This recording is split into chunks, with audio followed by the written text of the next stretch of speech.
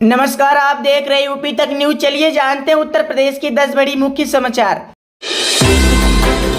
UP में तय हो गई गठबंधन की सीटें। कांग्रेस 15 तो सपा और रालोद को मिलेगी इतनी सीटें। जी हां दोस्तों, यूपी में इंडिया के घटल दलों के बीच सीटों के बंटवारे का फार्मूला जल्द तय होने की उम्मीद है। सपा, कांग्रेस, रालोद और अन्य घटक दलों के बीच अंदर खाने मतन शुरू हो गया है। हालांकि सीटवार इसे भाजपा के पत्ते सामने आने के बाद ही सार्वजनिक किया जाएगा। लोकसभा सीटों के लिहाज से देखें तो यूपी में फिलहाल विपक्षी समावेशी गठबंधन इंडिया के घटल दलों की स्थिति अच्छी नहीं है। लोकसभा में भाजपा के बाद सबसे बड़े दल कांग्रेस के पास यूपी में मात्र एक सीट रायबरेली है। वर्ष 2019 के चुनाव में सपा को 5 सीटें मिली थी और बाद में इनमें से 2 सीटें आजमगढ़ और रामपुर उसने उपचुनाव में खो दी।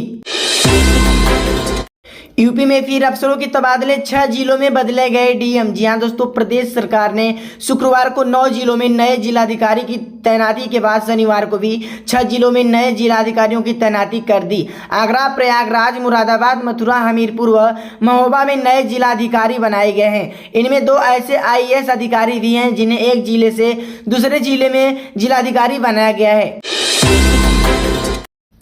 राशन के लिए 31 लाख लोगों का होगा वेरिफिकेशन। क्या करना होगा एक काम। जी हाँ दोस्तों, आगरा में फर्जी तरीके से राशन ले रहे लोगों को जल्द यह सुविधा बंद हो जाएगी। सरकार राशन ले रहे लोगों के बायोमेट्रिक सत्यापन का अभियान शुरू करने जा रही है। जनपद में मौजूद 7.40 लाख राशन कार्ड की 31 लाख यूनिट धारकों को राशन लेने के लिए अब बायोमेट्रिक के केवाईसी करानी होगी।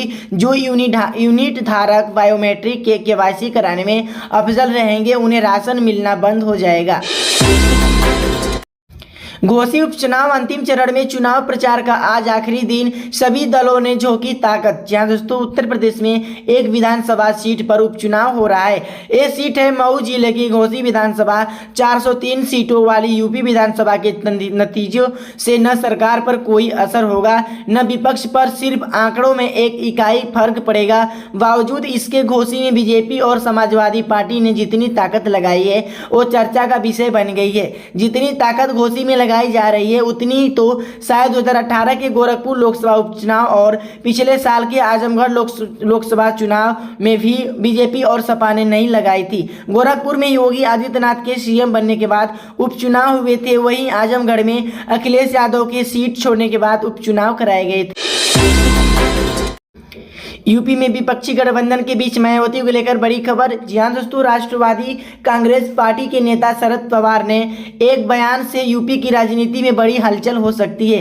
दरअसल प्रदेश में समाजवादी पार्टी, राष्ट्रीय लोकदल, अपना दल, कमेरवादी और कांग्रेस इंडिया अलायंस का हिस्सा है। हालांकि बहुजन समाज पार्टी अभी इस गठबंधन से दूरी बनाए हुए है। उधर बुधवार को एक प्रेस वार्ता में एनसीपी चीफ ने मायावती को लेकर बड़ा बयान दिया। उन्होंने बहुजन समाजवादी पार्टी बसपा प्रमुख मायावती के बारे में पूछे जाने पर पवार ने कहा, यह पता नहीं है कि वह किसके पक्ष में है। इससे पहले वह भाजपा के साथ बातचीत कर चुकी है।